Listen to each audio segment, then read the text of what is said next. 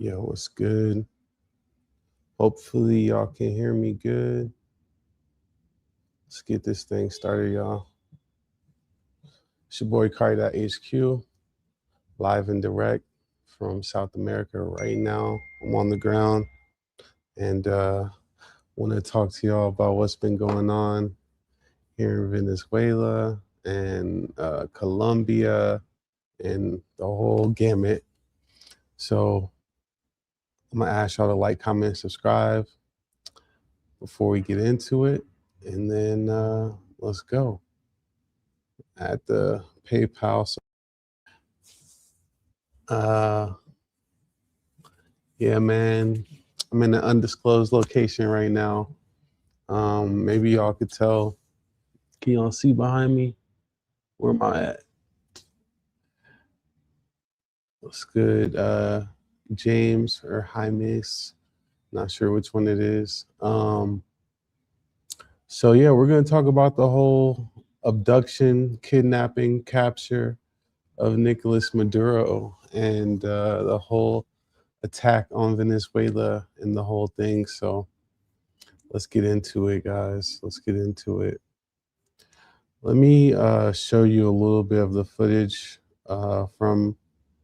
from that attack, just to set the scene so we know what we're talking about. Today, I'm gonna definitely clear up a lot of the misconceptions on this, and then also talk about what's going on in Colombia, what to expect with other countries, and then what's actually going on with Venezuela right now, because I just heard from some friends that are actually Venezuelan. They've been keeping me updated on what's going on the ground and everything like that. So, let's jump into this footage. If I could just...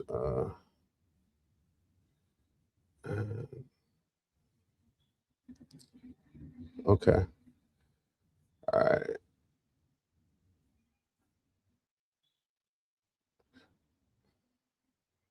So as we can see here, this is just the helicopters coming in. It was shocking to a lot of people that they use so many helicopters. You might ask why that's shocking that they use like helicopters in this way, but it's very dangerous for the helicopters to fly that close to the ground like they're flying, because that, means that they could be hit by a surface to air missile very easily. And at first it didn't seem like the Venezuelans did any, attacking back, but I did see some video in here where you could see clearly there were missiles going from the surface to the air. So this looks like when either the Venezuelans were defending the area where Maduro was, or this is Americans going into that area, it seems like. So just a lot of crazy footage here.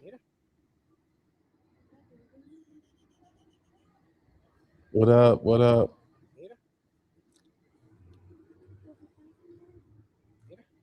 So yeah, I didn't see this footage really too much on the news or anything. Make sure y'all smash that like button. Smash that like button, man. Don't forget to send a super chat if you want to get your comment to the top. So yeah, guys, this is just some footage from the situation.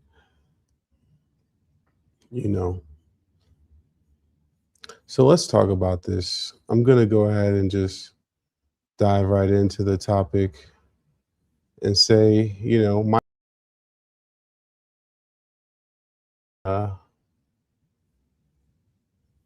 my opinion, basically, guys. So let's get into it.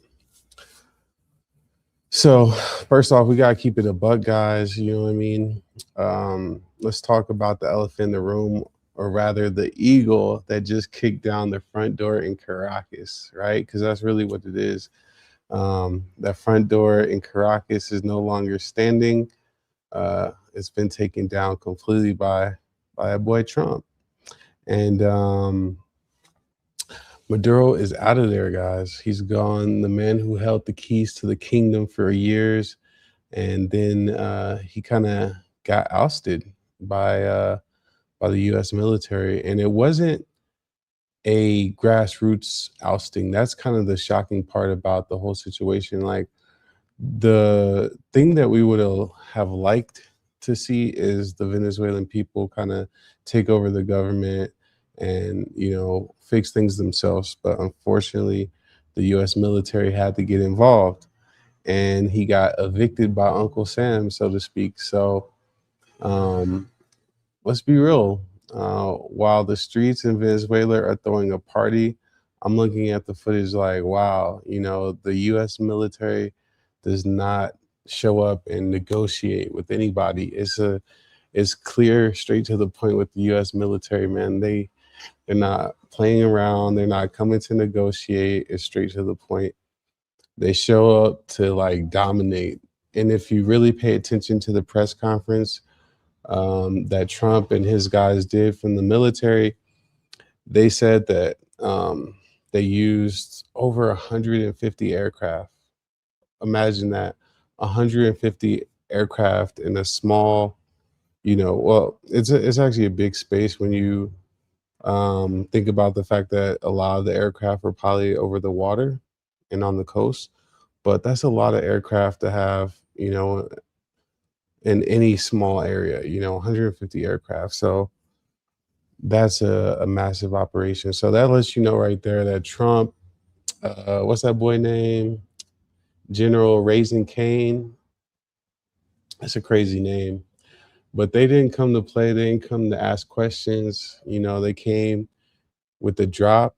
They got in and they got out. Like it was crazy.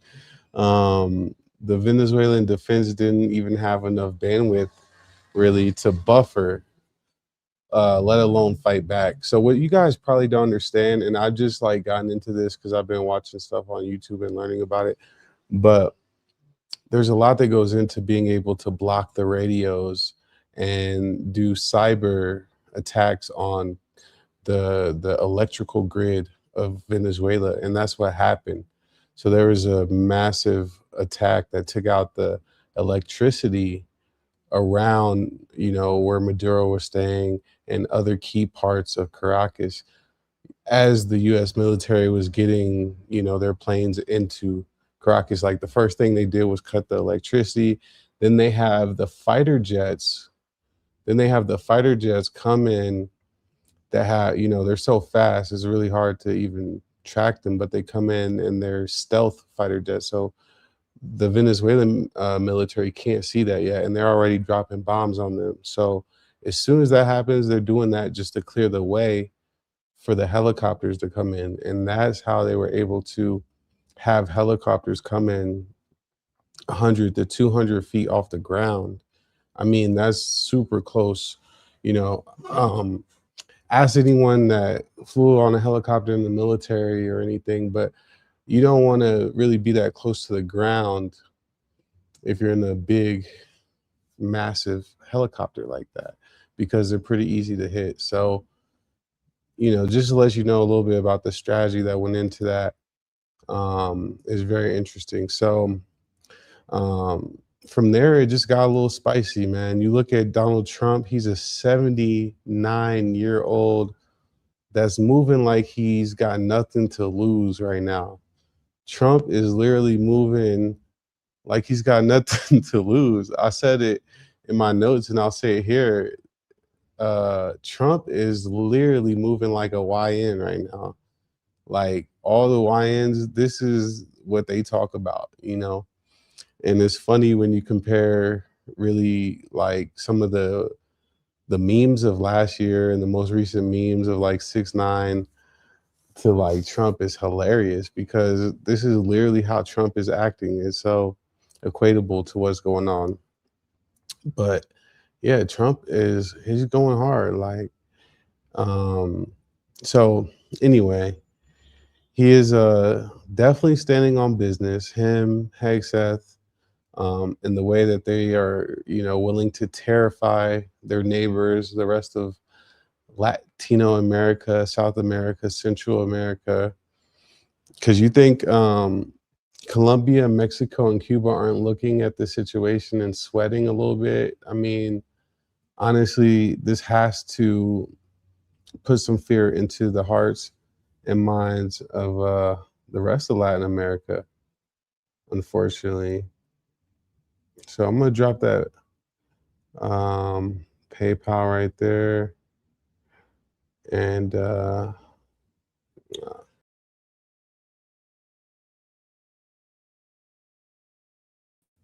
me back to the stage. Let's go. So you got to be worried about all of Latin America and what could be going on, right? Because after a attack like that and picking up a president, a dictator, right out of bed, that just shows you what America could possibly do to Colombia, what they could possibly do to anybody, you know. And the thing is, other countries haven't spent their time and money into military to fight back. Like, it's really pointless because they're like, America kind of owns all the intelligence and all the intellectual property around like military stuff. So it's like, what are you going to do? Start from scratch and try to build a fighter jet that's better than the United States military? It's pretty much impossible. So y'all smash that like button, drop a comment, let me know where y'all are coming from. You know where y'all are coming from. In the chat, let me know what y'all think about this situation. Do y'all think Maduro should have been taken out of power, or do y'all think, you know, this is the right thing to do, or what? So yeah, if you're Colombia, Mexico, Cuba, you're on looking at this situation lightly, basically. You know, the rules have changed, so to speak. Like, if the United States wants to, they could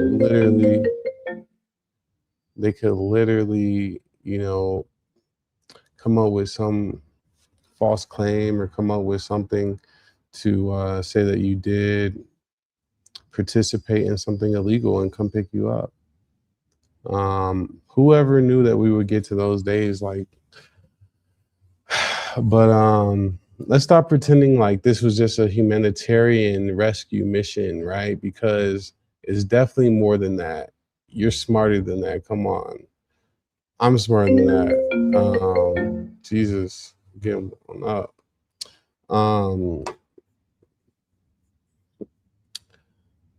We're all smarter than that, and we know what time it is. When Trump started talking about helping the people after he mentioned how the gringos were going to eat first, you know what I mean? That's what let us know what this is really all about, guys, because it's first kind of described as a, you know, some way that we're trying to help Venezuela. And I believe at the end of the day, it's better for Venezuela, right? Like, what's going on is better for Venezuela in the end. Like, most of Venezuelans I've known have wanted Maduro gone for a long time. But we're doing it to pat our own pockets, so to speak. So it just is what it is. And you can tell that. And the way that Trump kind of spoke about, you know, what's going to happen. You know what I mean? He did mention that he was going to help the people, but it came second to, you know, how American interests are going to be met. So something to keep an eye on.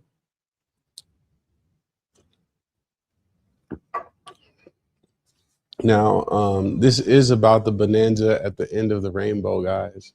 Don't be fooled. Like, it's about the oil, it's about the rare earth minerals, it's about securing the bag for the next 50 years of American dominance. Because what a lot of people might not understand about this whole thing is like, yo, this is the stuff that Venezuela has. If America is allowed to freely mine it and take all of it that we want, then that's going to lead to the American economy being like booming, doing really well for the next who knows how long. Like this is a major, major, major grab for America. Like having that much oil is insane. So that means that we can fuel all these different things that we want to participate in, whether it's like developing more advanced technology, whether it's,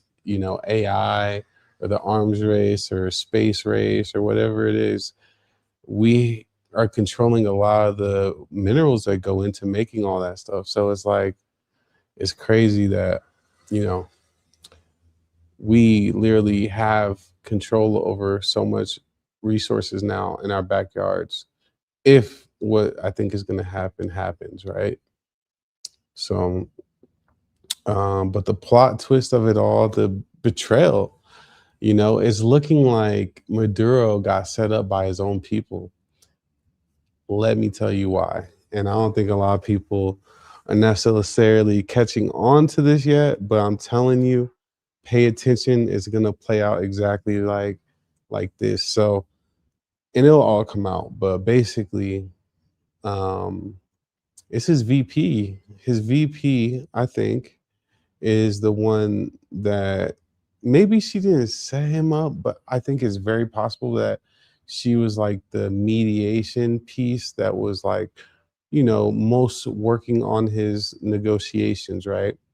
So she was like a big part of negotiating with the US already because the US like dealing with her over Maduro, so to speak. So she happens to be the VP. He gets captured. And I think there's also a chance that Maduro and some of the military knew about this attack and how it was going to happen, and they knew not to fight back, type of thing. But I do think the VP now has changed her message because right after all this went down, she was up there talking about you kidnapped our president. You know what I mean? We want our president back and all this stuff, right? And just a day later, she's already talking about how she's going to cooperate, with the United States. And so it just, and then I started finding out more about her and, doing my research and everything, and come to find out she's been around politics for a long time, and she was actually around before Maduro got power when it was Chavez, but somehow she supposedly fell out of the favor of Chavez and then like went to other countries and studied and whatever. Then Maduro gets in power. She some way finds her way back to politics, rises through the ranks, right? I think she had a brother that was in politics as well.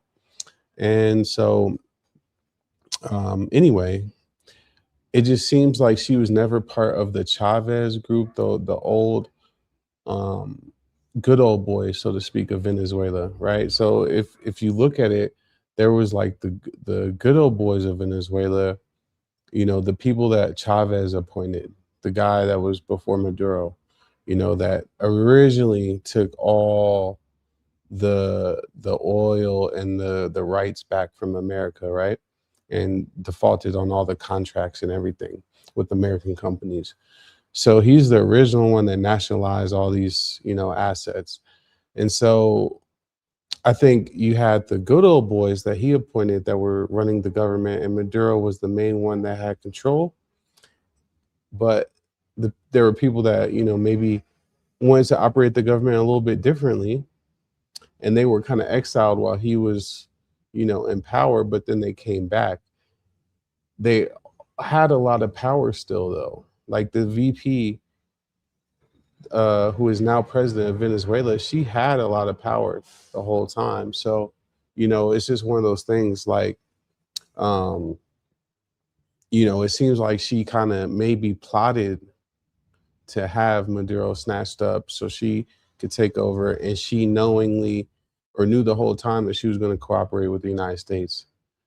And, it's not a bad plan. It's not a bad plan because at the end of the day, what I mean? Maduro wasn't really going to get anything done.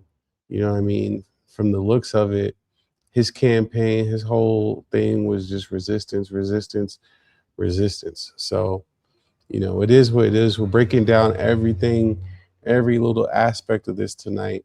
The raid, the resources, the real reasons why Washington decided to crash out over Caracas. You know what I mean? It's crazy. Is this liberation or is this a hostile takeover, though? That's the real question. That's the real question. And then for the people that love Colombia, guys, the people that love Colombia, like me, hopefully you guys. Um, I've never been to Venezuela. I'm sure it's great, but Colombia has a special place in my heart. You know what I mean? So it is what it is. So let's check out these comments. Got Bug Travel. Trump is doing what other U.S. presidents done in the past, except he's more transparent about it. I agree with that. I agree with that. And here's the thing that nobody really wants to say. So look, Maduro needed to go. I don't care who you are. There's very few people that will say they wanted Maduro to continue being president. So nobody in the international community has stepped up when the election was stolen. Nobody stepped up. Every country, all they did was just issue a statement. Maybe some of them said, we don't recognize Maduro as the real president. We recognize the opposition leader or this type of stuff. But nobody stood up to Maduro and said, look, man, what you're doing is wrong, right? So I give Trump credit for doing that. You know what I mean? I do give Trump credit for doing that. Now, there's obviously more to it than that because we want the oil. You know what I mean? It's like, look, we'll liberate you and help you out, get from under Maduro, but we're gonna want that money first. You know what I mean? We're not gonna do it for free, so to speak. That's really how I look at it. So, yeah, I mean, it wasn't really a fight. Maduro didn't fight back. It was a real quick thing. He just got up and left. You know what I mean? And unfortunately, another thing that nobody's really talking about is the death toll that this took. They already said that. I think Cuba said about 30 something of their soldiers had passed away in this attack. And then the numbers in Caracas or out of Venezuela were somewhere around 40 people. So I think it's probably close to, at least more than 40 people. I think, the numbers don't make sense, but they probably didn't have time to add it all up and, all that stuff. But it's probably at least 50 to 100 people, from Venezuela or that were in Venezuela, whether they were Cuban, Russian, or whatever, that lost their lives in that attack. So no one's really speaking on that, but that's an important thing to kind of keep in mind when we talk about all this. But to be honest with you guys, Venezuela did not stand a chance. Y'all know the U.S. I don't know what. I mean, it makes sense now. I used to always think about why do we spend so much money on military stuff? It's because if you got the biggest guns and the most control and the most technology, I mean, you can pretty much force people to do whatever you want. And that's the situation we're living in today. And you're gonna see more and more and more of it. And especially in regards to United States of America. Yeah, my haircut is fly. I know. My barber went crazy. I know. Drop a comment, guys. Join the discussion. If anybody wants to hop in, I will drop the link here for y'all right there. If you join the link, you can hop in the discussion. So we're going to get to Colombia and Petro in a second. We are going to get to Colombia and Petro in a second. Stay tuned. Yeah, I mean, Venezuela has like zero aircraft carriers. Like it's insane. We have like over 10 of them. We have like 6,000 helicopters. Venezuela has less than 90. Um, yeah, it's just like a toddler against a heavyweight, guys. And when it comes to intel, it's even worse. You know what I mean? Um, we got the CIA and we got boots on the ground everywhere, right? Um, and so it's important too that like another important whole operation were the CIA assets, the people that are stealthy that are inside Venezuela right now that have been feeding information to the U.S. government and stuff like that. So it's definitely been a lot of that. So let's talk about it. Yeah, Trump has been very transparent about Epstein. Now that you mentioned it, that's funny. I mean, obviously he's not transparent about Epstein. I like your sarcasm, but you know, I wouldn't say he's been super. I mean, he's pretty transparent about this whole Venezuela thing, though. I mean, I give it to him. He's not about Epstein. He's not. But when it comes to this Venezuela, I mean, he's pretty straight up and down. Like, you know, I haven't seen nothing like it. So it just shows you there's something there with Epstein that the president and a lot of other people do not want to get out. So, it just kind of is what it is. Uh, it may not ever come to light what's really in them files. Yes, sir. Um, so yeah, like I was saying though, the United States invested a lot of money, a lot of time, a lot of resources into getting people on the ground. And we heard Raising Cane talk about how they knew, the profile on Maduro and all this type of stuff. How do you think they're able to get that much information on him? He's talking about we know what type of animals, pets he like, what he eat, what time he eat, you know what I mean, what color shirt he liked to wear, his family, everything. I mean, they knew everything about what he did every single day, where he was, right? You don't get that type of information by just Google Earth surveillance. No, you have to have people, inside his operation and people that's just like going rogue, in Venezuela gaining intelligence, and hacking. Hacking is a big part of it too. But man, this was a massive, massive operation by the U.S. military, and I got to tip my hat off because, I mean, people, and rightfully so, give Trump a lot of flack, but this was, well done, and somebody needed to do it. Somebody needed to do it. You know, I hate the fact that there's a imperialistic undertone to what's going on. The fact that we're already licking our chops to get at the resources of the company or the country. I'm sorry.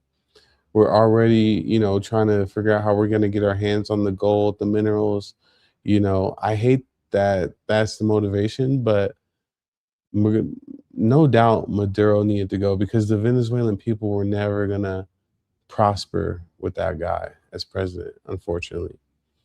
And it is what it is. Like I partly think that the socialist, movement in Venezuela never had a chance, to survive because obviously the United States sanctioned them and did all these different things to prevent that from happening. But yeah, it just kind of is what it is. What up? What up? Farm guy in the house. About to read this one. So everyone talking about oil, look up how much gold and diamonds they have.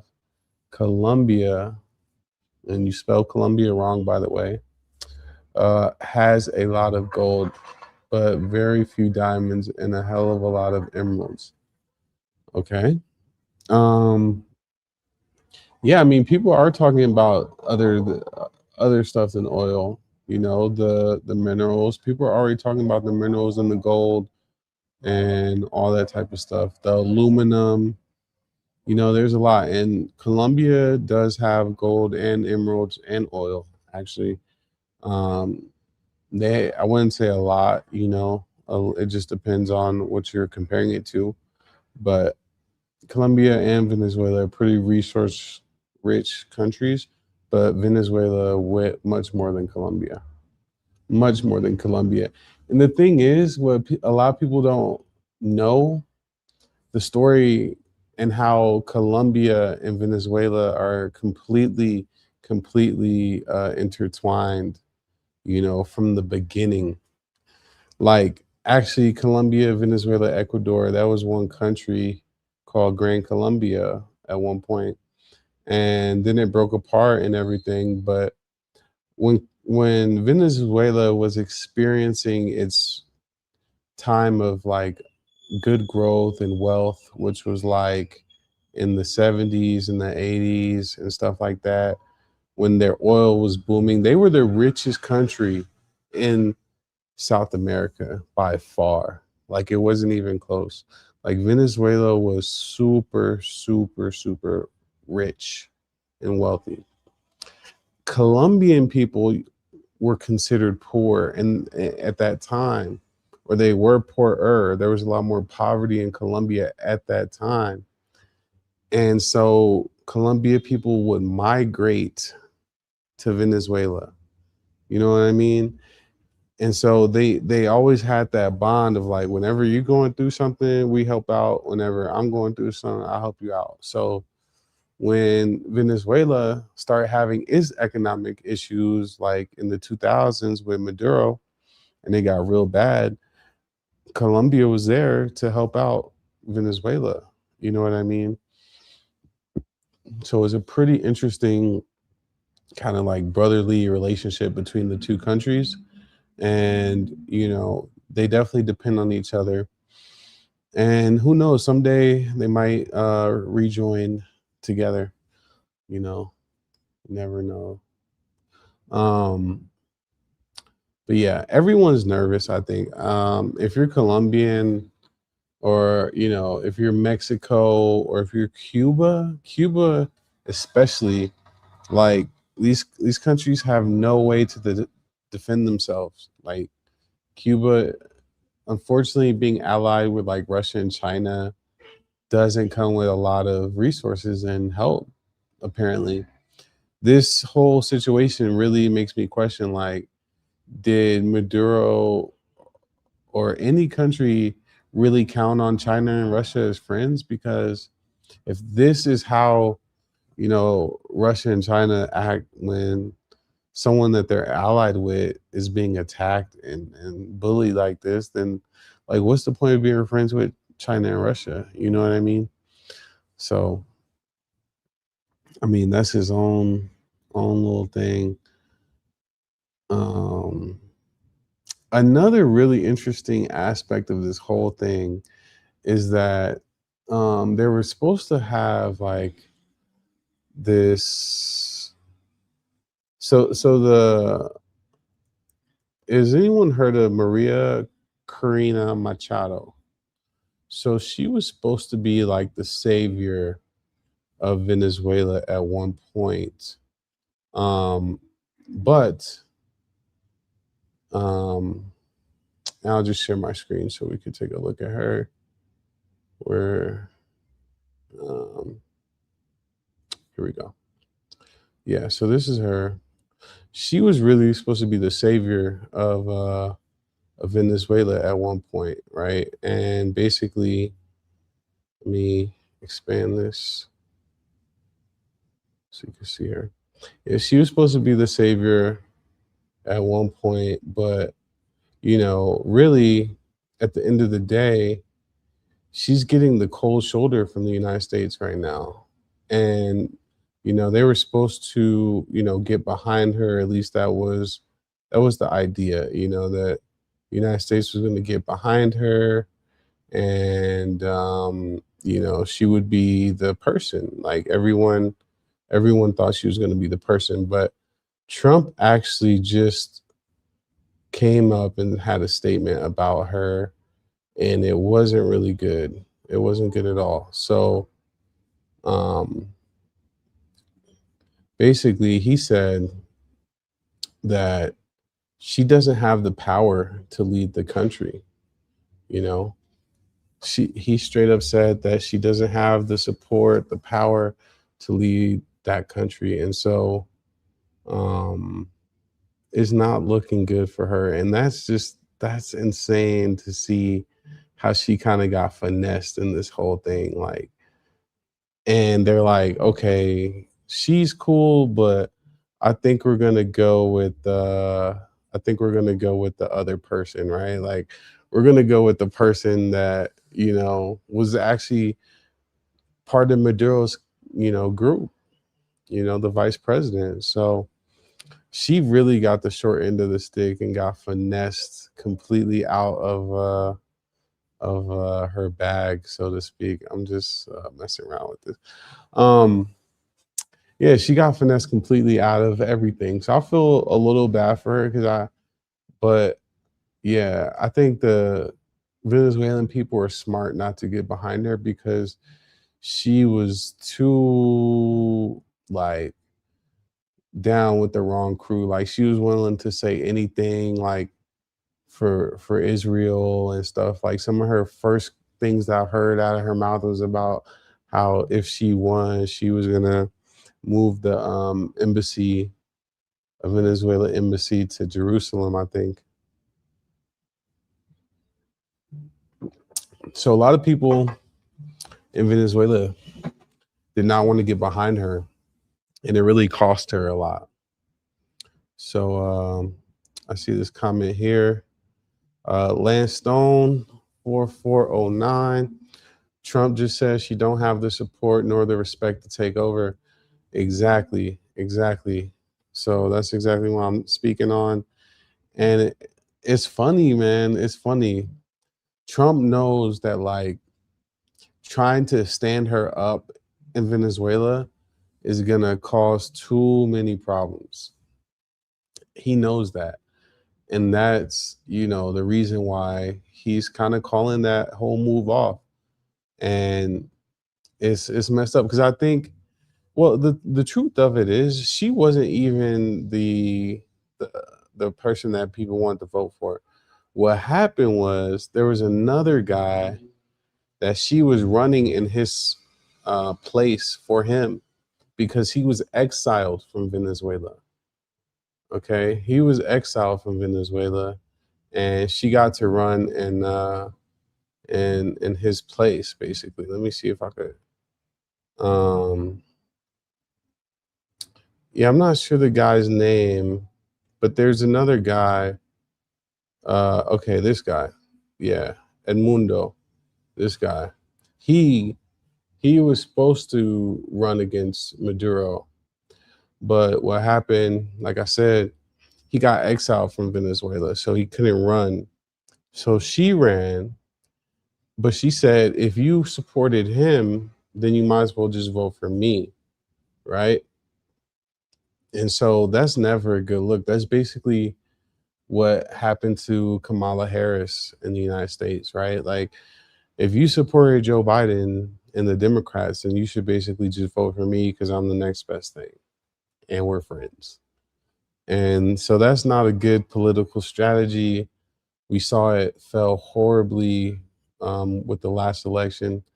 And yeah, it doesn't seem like she ever really had the support of Venezuelans wholeheartedly. Like when the election was going down in Venezuela, I remember because I was here in Colombia when that was happening. And Colombia has tons of Venezuelans. Like I've met almost equally amount of Venezuelans as I had Colombians out here. Um, so I was talking to a lot of them, and like they never really were super passionate about her. They were always way more passionate about getting rid of Maduro. That was always the main thing. Like it was never like we just love her. We won't really want her to be president type of thing. So just keep that in mind. Like, um, yeah, just keep that in mind. So let's go back to the full. Yeah, man. So it's a lot going on with this Venezuela situation, man. There's so many little pieces of it. Process the journey. Kaki, remember we rescued her last month and gave her a ride to Norway for the Nobel Peace Prize acceptance. Right. It was complete BS. And you know what? She turned around and dedicated the Nobel Peace Prize to Trump. And then Trump gives her the cold shoulder when it's time, when he makes the big chess move to take Venezuela. And she thinks it's going to be her that gets, the key to the castle. And it's not. You know who it is? Let's check it out. Let's see. Let's look at the Venezuelan vice president. All right. Because she's an interesting person.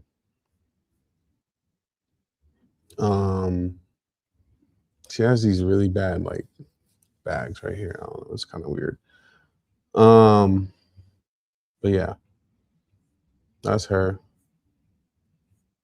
That's her.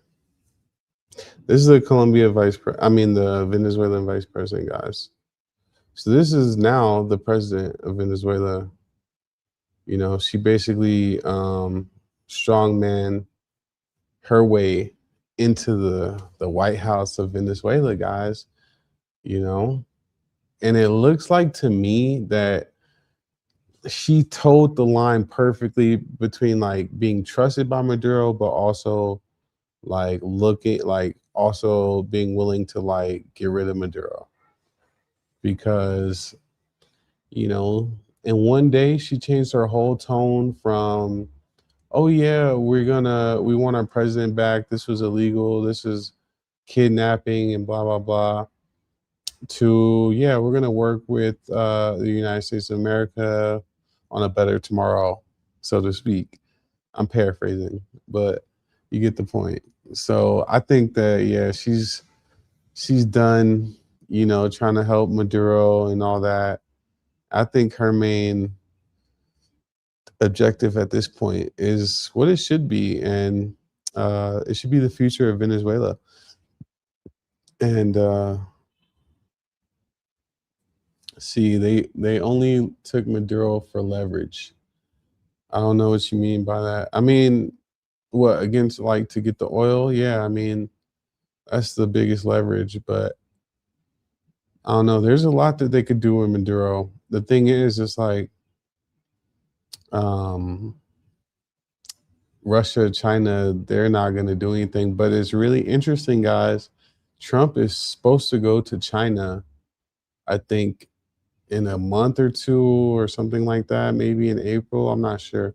But he's supposed to go to China. So hopefully they don't kidnap him or something crazy like that in China and try to like have leverage, right? Like, look, we got your president type of thing. I mean, like just to think about like how they are kidnapping presidents in 2026 is nuts. Who knew that we were gonna start the year off this crazy, this wild? Like, um, yeah. I mean, will the U.S. have to enter Venezuela again to deter any threats? To deter any threats, guys. I doubt it. In the fact that the USA already has a number of assets on the ground at this time, and they're working to ensure they get what they want out of this situation, guys. All the CIA assets, all the assets that are still on the ground um, in Venezuela and Caracas, they're working right now to make sure that we secure the bag. There ain't going to be no fumbling of this bag. Trump is not, he's holding on to the rock like this. You know what I'm saying, bro? He's not trying to fumble this bag, bro. He's not. It's too much money on the line. it's his whole presidency. Like, if this goes well, guys, this is the scary part. Like, if this goes really well and it helps out our economy, and say we help out Venezuela in some way, shape, or form, we get their economy up and running. I mean, it would be sick if we could just make Venezuela like the 51st state. Like, nobody has put that on the table yet, but I'm waiting for it to be brought up. But that would be pretty cool.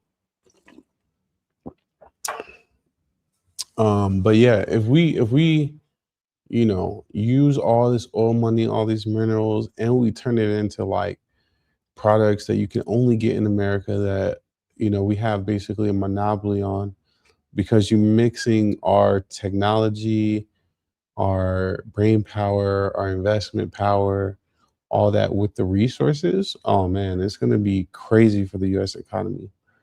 It's going to be crazy. So the question is, who gets to benefit from all that growth and all that? Like, the problem is, we already know who's going to get to see most of that benefit. You know what I mean? It's the robber barons, man. So they're going to run off with the bag anyway. So it's an unfortunate situation, but like, I think that, for America survival, this is like fantastic. And I think when they say like, oh, the CIA works on like, they're not tied to like a certain president's agenda. The CIA is looking and to do operations that are in America's best interests for the long term. That doesn't have to do with who's in office today or the next president or the previous president. Like, this is a power play. Like, going after a resource-rich country in our backyard like that is a power play, and it's got a lot to do with financials for sure. Let's see what this goes. Good thing I canceled my trip to Colombia for this month. Why? Is there something wrong with Colombia this month? I don't get it. Colombia is actually really lit in December. It's really lit every month. What's good? What's good? Y'all smash that like button, man. I think Colombia could be next for sure. Hey, man, y'all. I mean, honestly, here's the thing. Uh, Colombia could be next, actually. Like, it could happen.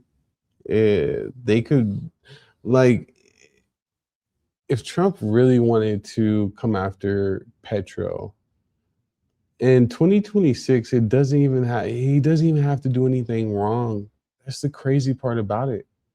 He doesn't even have to do anything wrong. They can make up claims and say, okay, drugs come from Colombia, and so therefore you're responsible for those drugs, and we'll put you in the American court. Meanwhile, Petro may not have nothing to do with any drugs, right? Which is what I suspect is the deal with Maduro. I don't think Maduro is like some massive drug trafficker. Maybe people within the government did stuff or whatever, but I don't think Petro or Maduro are massive drug trafficking. Now, Petro, I've heard for a long time, had ties to some of those military groups here in Colombia. So, I mean, I hope he's keeping his nose clean, because if the United States government finds one thing to pick him up for, and they got the warrant, so to speak, the Trump warrant, then they have the ability to do it. It's not even a question. Like, I think Colombia definitely has better military forces than Venezuela, but I don't think they're enough to fight back from the United States, because most of the stuff that Colombia has, they got from the United States. Like, at least with like Venezuela has stuff that they got from a different person than the person they were fighting. Like, if United States government provides you all of your 100 fighter jets and your helicopters, they probably have a kill switch within the software where they could just turn that shit off and it won't work. Like, why would they, sell you something that you could use against them? Like, it just doesn't make sense. So anything that Colombia has militarily that they got from the United States is pretty much useless if you're going to fight against the United States. And even if we don't have a kill switch on it, we know what we sold you, we know where it is, we know how much of it you have. It's crazy. So Colombia pretty much has no resistance capability to fight back with the United States. Now, if they were fighting Venezuela, if they were fighting Ecuador or Brazil, yeah, sure, but not with the United States. So, yeah, I mean, Trump has already said he wants Greenland, and he's saying already that Colombia could be next. So nobody knows, man. Nobody knows right now. It could really go down. I'm just waiting to see the Blackhawks come through. You know what I mean? But hopefully Petro won't mess with Trump too much, because Trump does not seem to be playing around. He's on his YN energy right now. Trump is in his bag. He is the number one YN of 2026 so far. And yeah, I mean, he might as well be Chief Keef. You know what I mean? He's not playing around. Trump is getting in his big boy bag. Let's see. Streets are going to be crazy. Well, in Colombia, it's not really, people like were going crazy the last couple of days because of Maduro. Like, people have been like using their horns and honking their horns and flying flags around and yelling Libertad and all this stuff. All presumably Venezuelan people, right? Because they're happy about Maduro. So FARC rebels have something to do with the drugs, though. They do. That's the thing. So when it comes to drugs, no one really ever suspected that Venezuela and Maduro was even pushing a lot of drugs, to be honest. That was not even like really a thing. Like, it was just made up and added into the whole justification for going after Maduro, right? And yeah, they slipped it in there with the boats that they were attacking and all that type of stuff. But really, if you want to attack drugs, we all know where you got to go. That's Colombia and Mexico. Even Ecuador. True, they produce a lot of drugs. But Colombia and Mexico for transporting, right? And they turn it from, like, they're basically like the drug refineries, right? Like, they turn it from, what Colombians sell it as, right? Like a raw product at a lower price. And by the time it's in Mexico, they're turning it into a much more valuable asset by taking it into the United States. So, Colombia and Mexico should be the two places that, if you want to stop drugs, that's where you got to go. So if I was Petro, the president of Colombia, I would be very, very worried, because I don't even think it is in Petro's control to, like, stop all the drugs that are being produced in Colombia. Like, that's crazy. Like, excuse me, the drug cartels run most of Latin America, like, especially Colombia and Mexico. Like, in Colombia, it's much more discreet, though. Like, I think they learned from the Pablo days and everything. But cocaine is a big, big drug around the world. I haven't seen people, like, stop using it. And I hardly, the thing is, in Colombia, They don't really use cocaine that much in Colombia. People would be surprised by that, but like I've seen people like use cocaine openly in the United States, like in the club, but like in Colombia, um, that's rare. That's rare. Um, yo, Buck, can you uh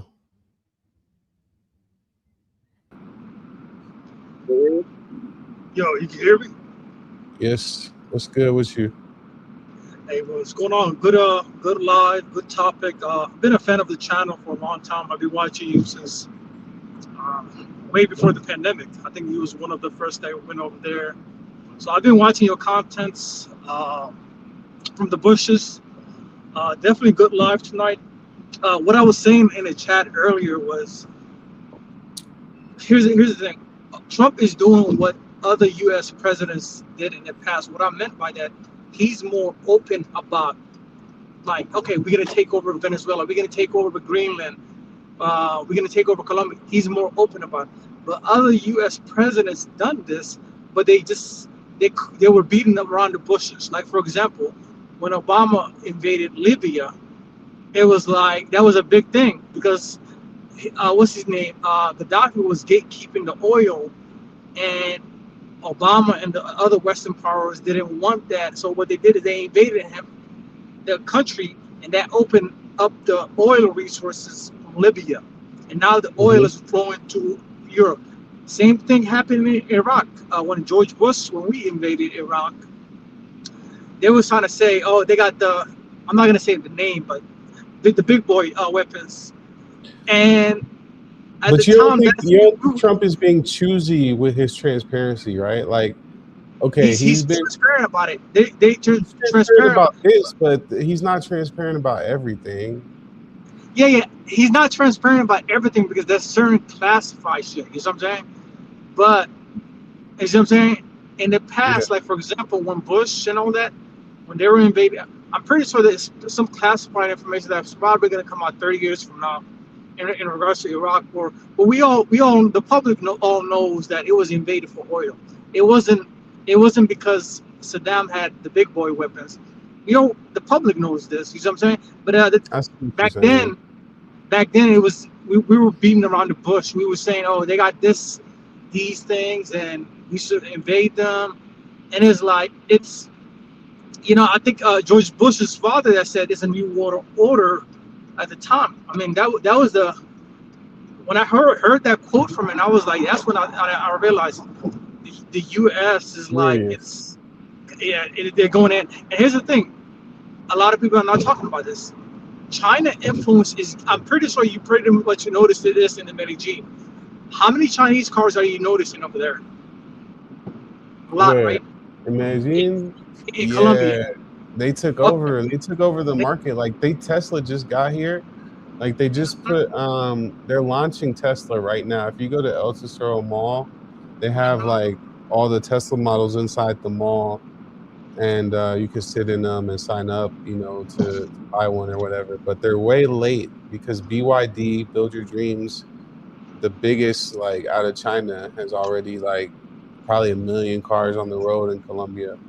So Yeah, and that's one of the main things that people ignored is the China influence. I was looking at a map between 2000, the early 2000 and the 2024, the Chinese influence around the world, bro. yeah, It's a crazy change. China pretty much right now has an influence or does business with literally 90% of the world, bro. Like literally, and it's yeah. like, and you They see what I'm do saying? a lot of infrastructure projects. That's a lot. Yep, yep. They'll come They in like I win. think Yeah, Jamaica and places Panama, in I was noticing a lot of Chinese cars.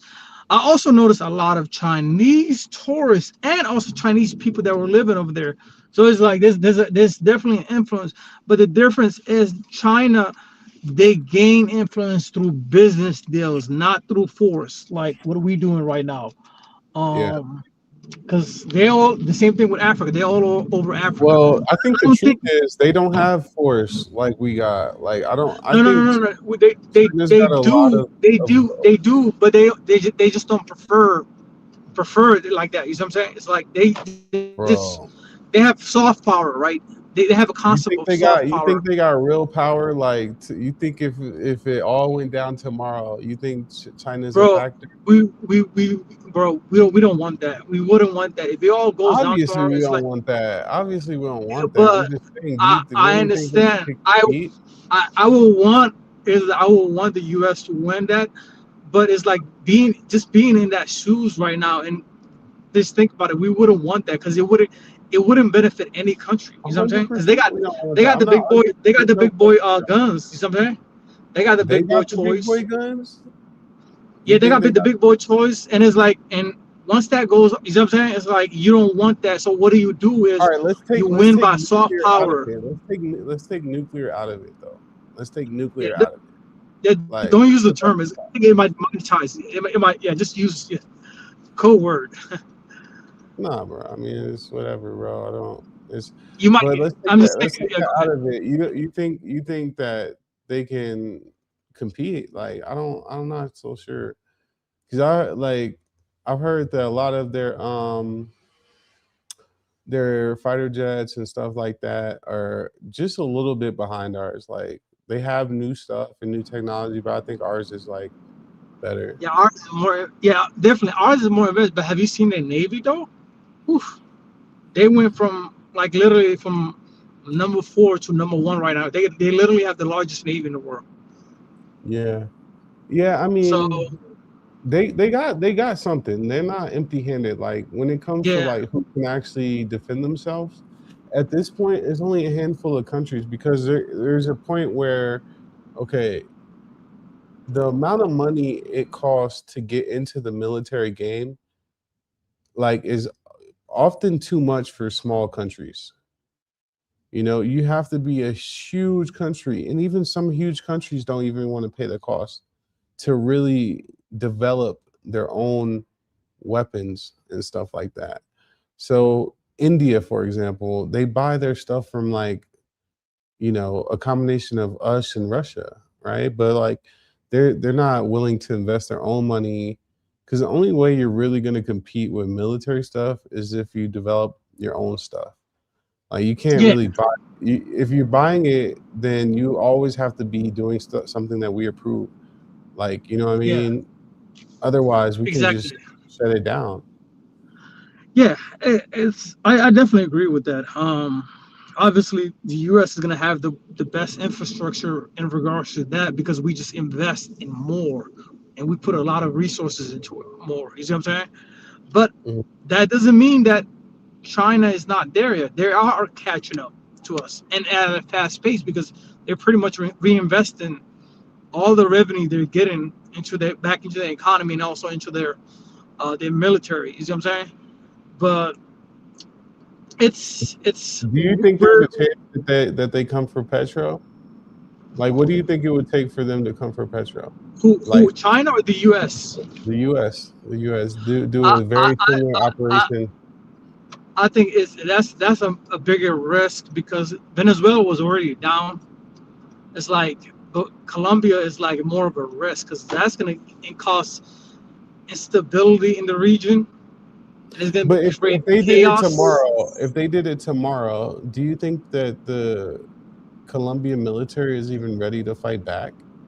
It's not you're not getting the point. It's not the readiness and all that. I'm just saying that it's just gonna create a instability in the region. Like I'm Oh, saying, I agree with that. Like, there's a Colombia is small. not like Venezuela, where Venezuela. Here's the thing: it's already beaten down, bro. It's like a dog that's already been beaten down, and you go I in there would for the say kill. Maduro's welcome was worn out, much more so than Petro's welcome. But what I'm Yeah, just saying is, capability wise, I do think that the U.S. military could probably snatch Petro out of bed tomorrow if they really wanted to. Maybe not tomorrow. Maybe they would need to do some research, but eventually they could track it and figure out a way to do it. Like, no doubt. Like, yeah, but that, but like I was saying, it's like that will basically, create. instability. Politically, it's not a good. Politically, it won't happen, right? Because he hasn't done anything wrong, unless Trump really wants to like put a microscope on him, right, and start looking at stuff, right? There's always that possibility. I do think us taking Greenland is more possibility than us going for petrol. Greenland is more of an easier money than petrol, because Greenland is Denmark. I mean, Denmark. What Denmark is going to do about Greenland? You know what I'm saying? That's Bro, I progress. just went to Denmark, bro. That's crazy. But what is Denmark going to do about us taking Greenland? You know what I'm saying? Nothing. I don't know. They can't. That's the scary part about it. Like we could literally take everything. Then what's anybody gonna do? When is somebody gonna do something? Then? I mean, we looked at what Russia did. What Russia did to Ukraine. I mean, Russia just took parts of Ukraine, just snatched it off, Crimea, and no one in the world did anything. All we did was fund Ukraine through proxy war. But it just goes to show you, like, there's gonna be big players in this world that can and will do anything. Like when China took over Hong Kong, what did we do about it? You know what I'm saying? But that's we didn't do anything. All those international organizations, like the what's it called? The UN, right? Yeah. What do we even have that? What do we even have that for? I mean, at that point, that shit is pointless. You know what I'm saying? That shit, that only UN shit only works against the non-Big Four countries. You know what I'm saying? Even I mean, what did he do for Israel? Write a letter. They don't have any fighter jets, and even if they do, they don't have anyone that's willing to die. You know, for that. You know what I'm saying? So that is pointless to me. Like exactly, it's just. It's only there to police the smaller countries. You know what I'm saying? But it's like the big boys, like I'm talking about the Chinas, the Russia, US, UK. It's really only there for Russia. The only thing I really see the UN really doing is like messing with Russia, like defending, Ukraine.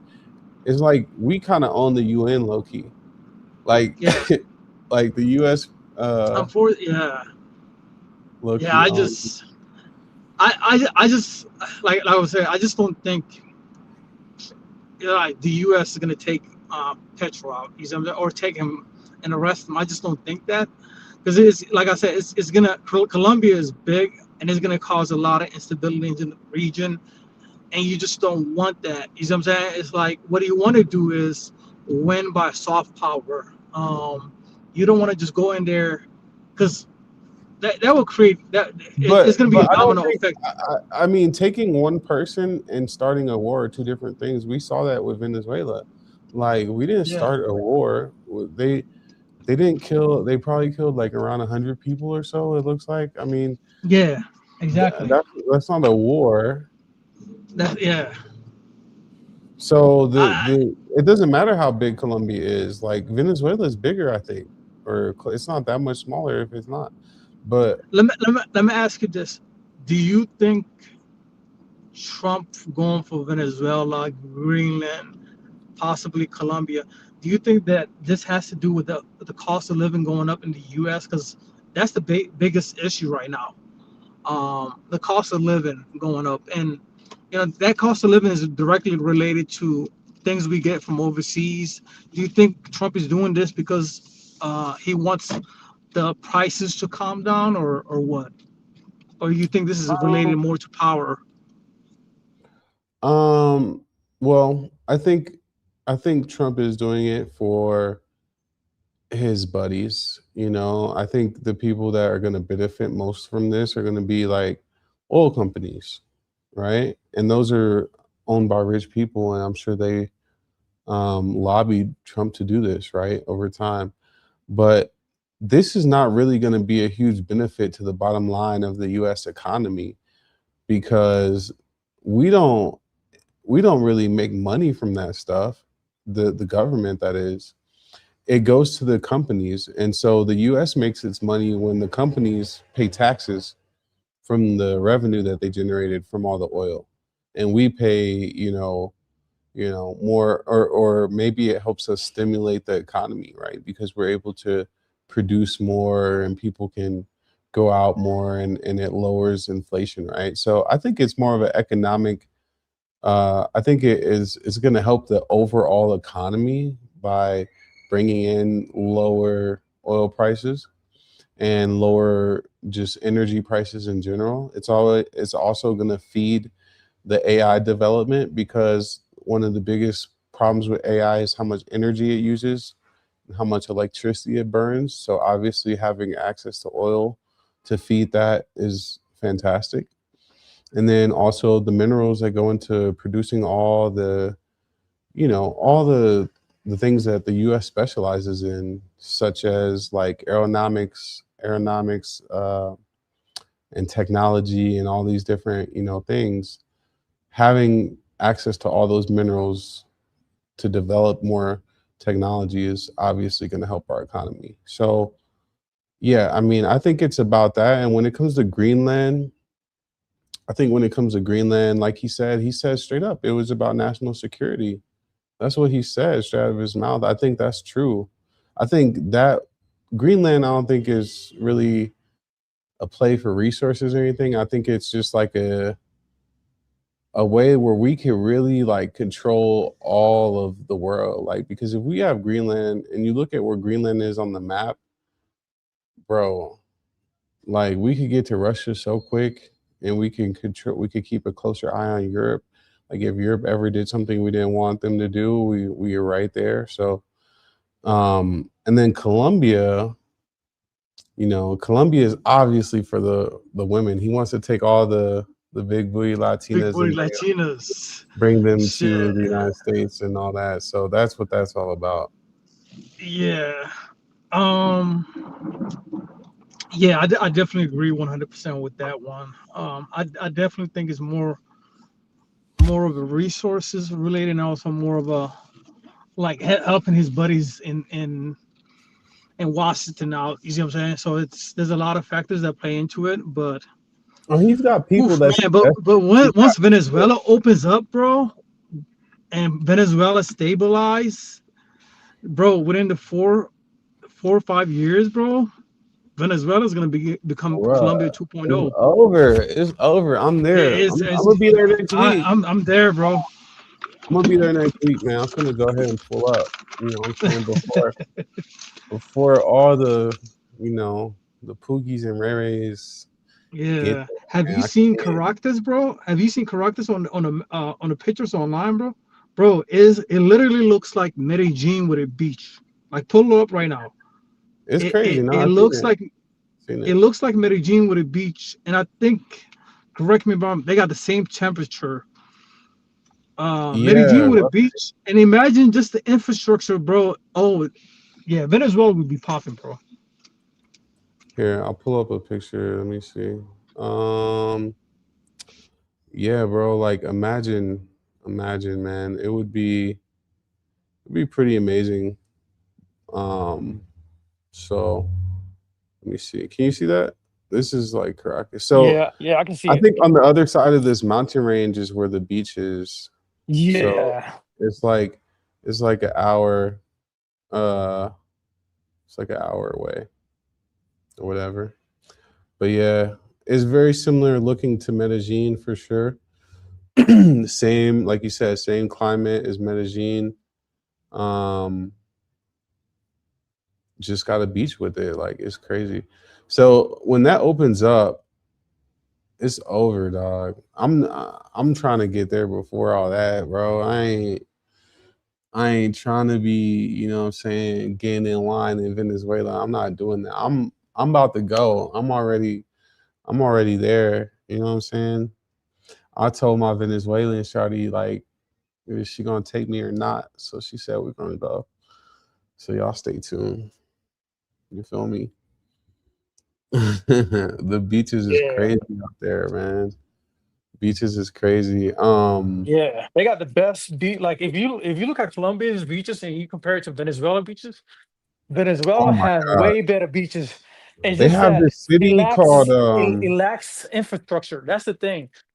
It I'm just gonna put lacks the y'all on infrastructure. something. I'm gonna put you on something real quick. I'm gonna put you on this little spot. My Venezuelan was telling me about this is where like this is supposed to be like the Beverly Hills of Venezuela. This spot right here, Puerto La Cruz, Lechera. This right here, this area, crazy money. Look at this. Look at this. This don't even look like what you thought Venezuela was. It looked like us, like Rancho Cucamonga or San Bernardino or something. Look, that's fire. You see that? My bad. I stepped away. I see you right now. That's crazy. Like this is like the nicest part of Venezuela, I'm told, where like the Yeah. richest live. And you see how they have these houses like set up like Miami, Yep. basically. So this is where you'll find me very soon. It's called Lechera. Lechera. It's valid. You could ask any Venezuelan. You know what I mean? That's the spot. So Yeah. I mean, and what is it? Was there's another country nearby, and it's right there. Like if you take your vintage chick to, I think it's called. I think it's one of the Caribbean island countries. You want to take your chick? there's so many islands like Aruba. Yeah, Aruba. Aruba is where I was talking about. Yeah, Aruba where I was talking about. Um, but look at the map. Look the coast of Venezuela, bro. Look at the potential infrastructure. Like if you're a real estate investor and you're like, man, this might be a high risk investment, but it might be playing out well in the future. Yeah. Venezuela is something to look at, man. Yeah, I mean, 100%. And I think it's going to be good and bad. I think we're going to see it like get Americanized, unfortunately. Like, Yeah, you just got to get there before, you know what I'm saying, it turns Americanized. You know what other country I'm kind of interested, because Cuba. If they do something bro, about Cuba, bro. I Ooh, love Cuba. I've been to Cuba. I love Cuba. yeah. It's just sad because it's such a poor place. Like Cuba, I hope they overthrow Cuba, bro. I hope that Yeah, it would be good for the people, man, because I that hope that the United communist. States gets involved in Cuba because Yeah. man, that place for the average person is just it's abysmal. It's horrible. It's horrible. Like they don't have food. Like it's bad. Venezuela was getting there. You know what I mean? It was on its way there. I think overall this is welcome by the Venezuelan people. Like I truly feel like this is something that maybe they might not love exact all the details of it, but it's hard to overthrow a dictator in a nice way. It's hard to do. Like, you know what I mean? This dude literally stole elections like for years and years. And, you know, I'm not so big on like saying, you know, I don't have that much details on like his human rights violations and him doing actual bad stuff. But just the fact that he stood there while the country went to zero on his watch and didn't seem to really care about it because him and his friends, you know, weren't feeling it. That's what rubbed me the wrong way. But unfortunately, I feel like America is going through its own version of that right now. You know what I mean? Like the top 1-2% in America is not hearing what the rest of America is saying at all. You know what I mean? And it doesn't seem like they really care that much. So um let's go through a couple comments real Yeah, I quick. definitely agree with that. Let's Definitely see. agree with that. But I'm just more interested in what they do with Cuba and Venezuela. Yeah, And man. imagine how much investments, because you have a lot of Cubans in Miami. Imagine how much investments they would do back to their homeland, because you got some Cubans that want to go back, but they can't go back because this is just so risky. You know what I'm saying? There's a Yeah, they political will option there. Yeah, send you to prison and stuff like that there. yeah. So it's like, Someone says the UN is just good for feeding people. Any of the like 5 members of the UN can veto anything proposed. That's funny. I did not know that. Says that's why the UN is moving to Nairobi. Kenya, okay. The reason these other countries didn't help Venezuela during their rigged election is because the other countries like Mexico, Colombia, and Brazil like to see and keep a country down and beneath them. Oh, that's a theory I haven't heard. That's a theory I haven't heard. Like, but that's plausible. Facts. We get energy source from Venezuela. Yeah, now we do. For sure. The US started a war. They are trying to control resources, not just oil. The war is going to be like Vietnam because the terrain is even worse, jungles and on. Yeah, I don't think so. I don't think it's going to be nothing like Vietnam. Like with the technology we have, there's no reason to actually have like people doing hand-to-hand combat like that. Like when we could just blow up the mountain and like literally we could see exactly where they are, how many people is there in the bunker or whatever. Like we can see all that. Like I don't think it'll be like Vietnam, but I also don't, hopefully it doesn't escalate from here. You know, I'm hoping that this was it and that from here on out, like there's no need to like really drop bombs and shoot and hurt people anymore. But yeah, I'm gonna get up out of here. Got some things to do, man. Salute. I appreciate you jumping on, man. Yeah, no problem, man. I've been a fan of your channel, bro. Like I was saying, I mean, you really give good game on Medellin, Colombia, but yeah. So, any big updates? I just saw you just got back from Denmark and Europe, but any updates in Medellin, Colombia for the year? No, we got Or some updates that plans? are coming. We got some updates that are coming very soon that you're gonna want to stay tuned for. Like, definitely make sure you're subscribed and everything because I'm gonna be showing a lot more Medellin, my life in Medellin, what y'all really want to see out here. Right now, I'm going through my series in Bolivia. So, man, I did Okay. How was Bolivia. that? I didn't get to watch it, but how was that out of It 10? just dropped. It just dropped. Bolivia was fire, man. But I just dropped video 1, so you know I got more to go. But Bolivia is slept on. Talk about cheap. Bolivia is insanely cheap. Insanely cheap. Beautiful women, but it's not like hot and tropical and all that. Like it's really cold in La Paz where I was. But anyway, check that out. Tap into my channel, man. Make sure you guys are subscribed. Smash that like button. Likes are free, guys. Show your boy some love. I appreciate you for coming on. I'm with Buck. And yeah, I'm gonna close this one out. It's your boy Kari.HQ live and direct. The one, the only one, the realest.